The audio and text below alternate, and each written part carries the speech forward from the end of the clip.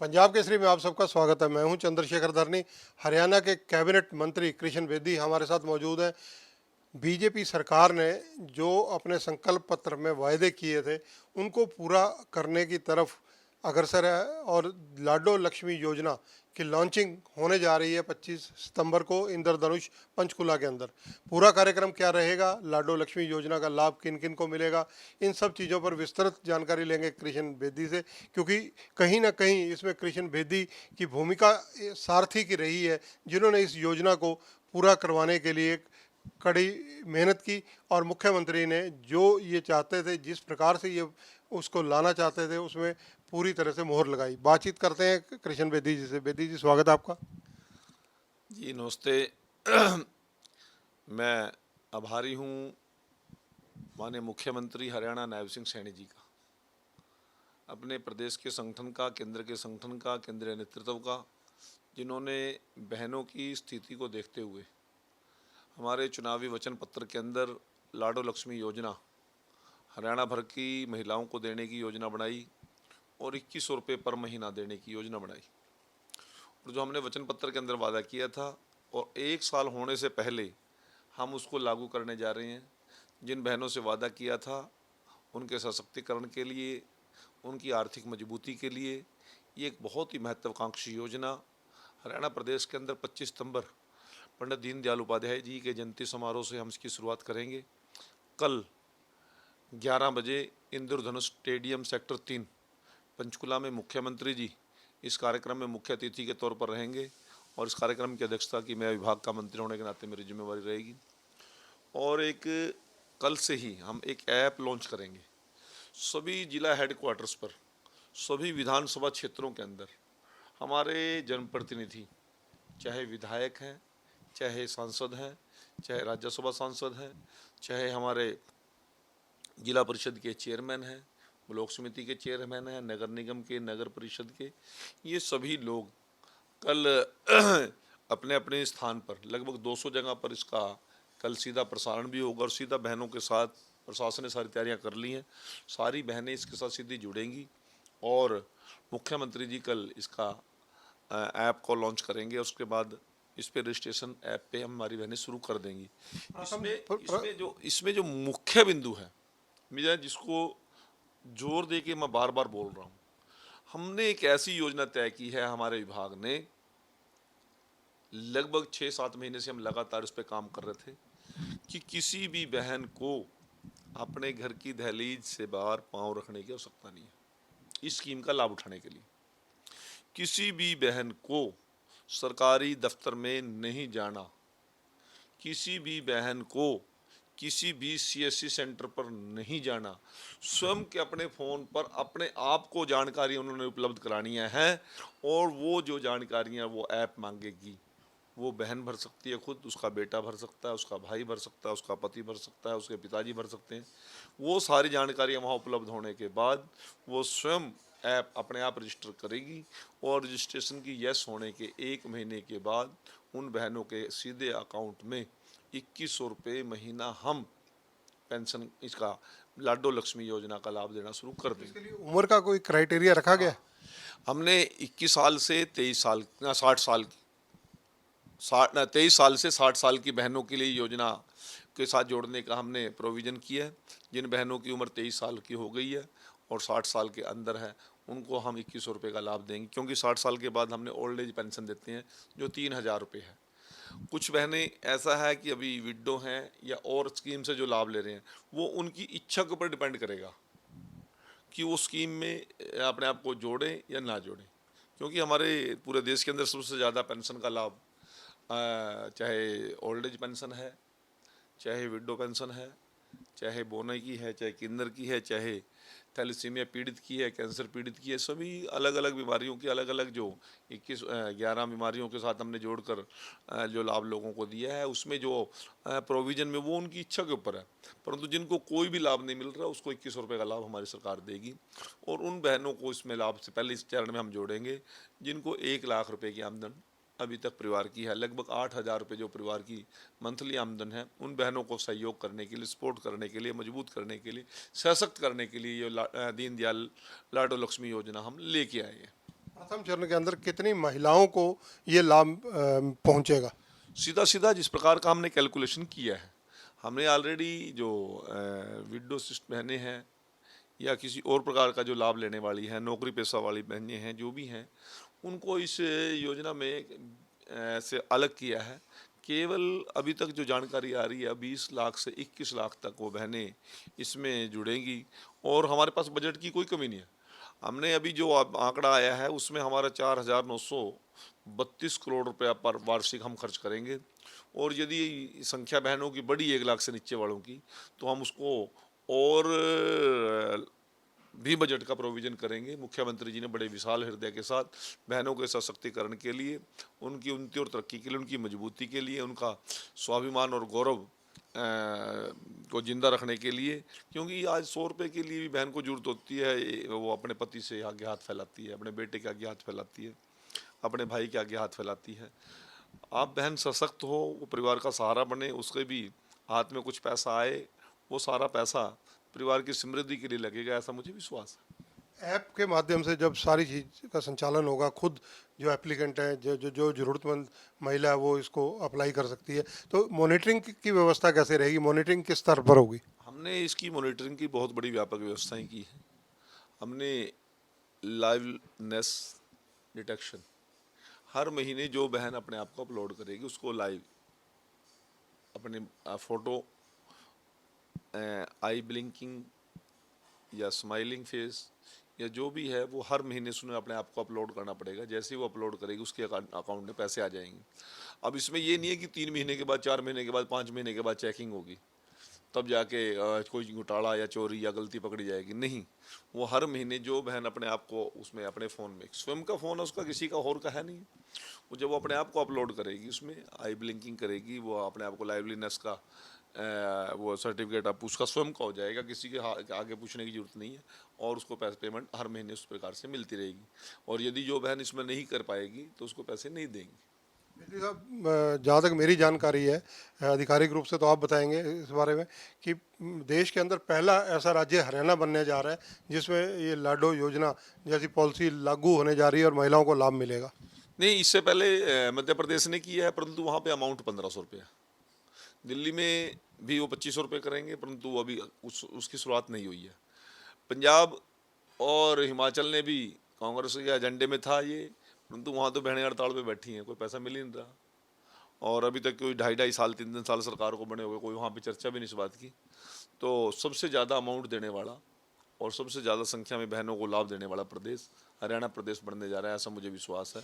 और हमारे कर्मठ मुख्यमंत्री, सौम्य मुख्यमंत्री, कर्मशील मुख्यमंत्री नायब सिंह सैनी जी के नेतृत्व में ये स्कीम हम फुल प्रूफ इसको धरातल पर लेकर आएंगे।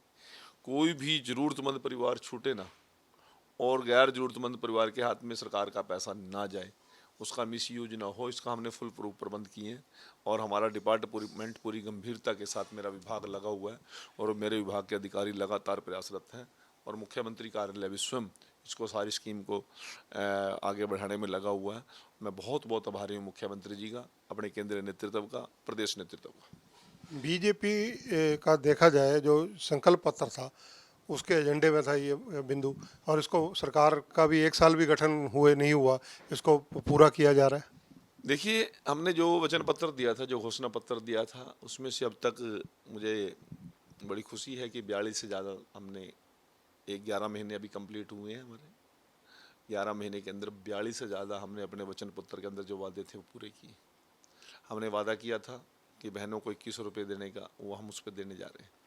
हमने वादा किया था कि किसान की फसल 24 घंटे 24 की 24 फसलें हम MSP पे खरीदेंगे, वो हमने कर दिया है। और ये भी वादा किया था कि खरीदने के बाद, जे फार्म कटने के बाद 72 घंटे के अंदर किसान को पेमेंट दे देंगे, वो भी हम कर पाए। इसी प्रकार से हमने वादा किया था कि 25,000 लोगों को रोजगार पहले देंगे, हमारी सरकार शपथ बाद में लेगी। इसी प्रकार हमने वादा किया था कि जो 1,20,000 लोगों को रोजगार की सुरक्षा गारंटी देंगे, जो हमारे HKRN के कर्मचारी थे, उसको भी हम पूरा करने में सफल हुए हैं। इसी प्रकार से जो हमारा CET का टेस्ट था वो बहुत लंबे समय से नहीं हुआ था। उसको हमने वादा किया था कि हमारी सरकार बढ़ेगी तो वो भी करेंगे। तो इस प्रकार के महत्वपूर्ण जो वादे थे वो हमने पूरे किए हैं, लोगों को राहत देने का काम किया। और सबसे बड़ा ऐतिहासिक काम मुख्यमंत्री जी ने केंद्र सरकार की सहमति के साथ 22 तारीख से धान की खरीद शुरू कर दी है। और आज तक 1 अक्टूबर से पहले किसान आंदोलन होते थे, हड़तालों पर बैठते, तब जाके फसल की खरीदारी होती थी, वो भी 4-5 अक्टूबर तक। परंतु मुख्यमंत्री जी ने इस बार अर्ली वैरायटी के जो बीज आए थे उनको जल्दी खरीदने की योजना बनाई। सभी हमारे विधायक मंत्री मंडियों का दौरा कर रहे हैं, सभी हमारे अधिकारी उसको चिंता कर रहे हैं और किसान को और व्यापारी को किसी प्रकार की दिक्कत नहीं आने देंगे। ये जो हमने वादा किया था उस पर हम खरा उतरने का काम कर रहे हैं। आपसे राजनीतिक मुद्दों पर चर्चा न की जाए तो वो भी उचित नहीं होगा, क्योंकि आपकी मजबूत पकड़ है और कुशल वक्ता है। जिस प्रकार से रणदीप सुरजेवाला ने जीएसटी को लेकर के 80 लाख करोड़ रुपए 50% जो आबादी है उन पर पिछले सालों में वसूले गए लेकर आरोप लगाए हैं, इनको लेकर आप क्या कहेंगे? देखिए, किसी की ऊपर कोई बात कटाक्ष करना तो मैं ठीक नहीं समझता। परंतु जब स्वर्गीय अरुण जेटली जी जो हमारे वित्त मंत्री थे 2017 में, जब हमने जीएसटी इम्प्लीमेंट किया था, कांग्रेस ने प्रयास किया था। रणदीप सुरजेवाला पता नहीं कौन से मुंह से बोलता है या उसकी याददाश्त कमजोर है। उन्होंने भी लगातार प्रयास किया GST one nation one tax, पर वो सफल नहीं हो सके। लोगों का, स्टेट्स का, अलग अलग स्टेट्स का, वहाँ की सरकारों का विश्वास नहीं जीत सके। फिर उन्होंने दूसरा रास्ता अपना लिया, वैट लगा दिया, स्टेट में एंट्री टैक्स लगा दिए। और जिस प्रकार का असंतुलन था टैक्सों के अंदर, अलग अलग प्रदेश के अंदर अलग अलग स्लैब थी, अलग अलग तरीके थे, अलग अलग इंस्पेक्टरी राज था, व्यापारी को भी टेंशन में, उद्योगपति भी टेंशन में, उपभोक्ता भी टेंशन में।